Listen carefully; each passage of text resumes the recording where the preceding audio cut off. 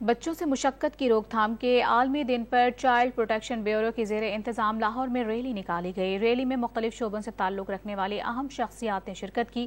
محمد Timur کی report دیکھیے۔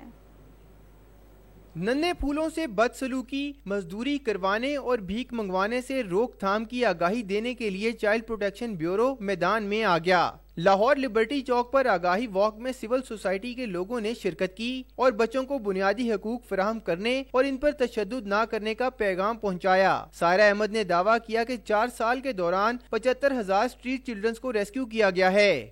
ہم نے 75,000 سے زائد بچوں کو جو ہے وہ اپنے تحویل میں لیا، ان کو تحفظ دیا ہے۔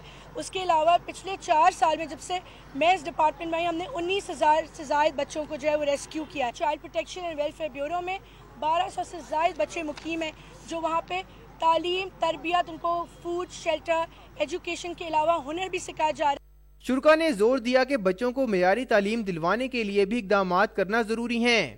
ہمارا جو 15 سال سے نیچے بچوں کی سے کم عمر بچوں کی جو گھروں میں ملازمت ہے یا کہیں بھی ملازمت ہے، it's actually legally not allowed.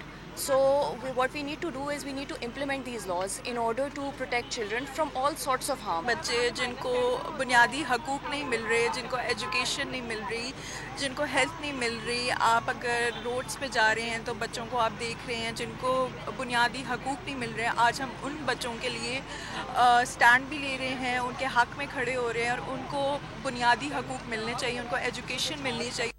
Walk کے دوران انتظامیہ پر زور دیا گیا کہ بچوں کو بھکاری مافیا سے محفوظ رکھنے کے لیے فعال کردار ادا کریں۔ کیمرہ مین عدنان اقبال کے ساتھ محمد تیمور، ڈون نیوز، لاہور۔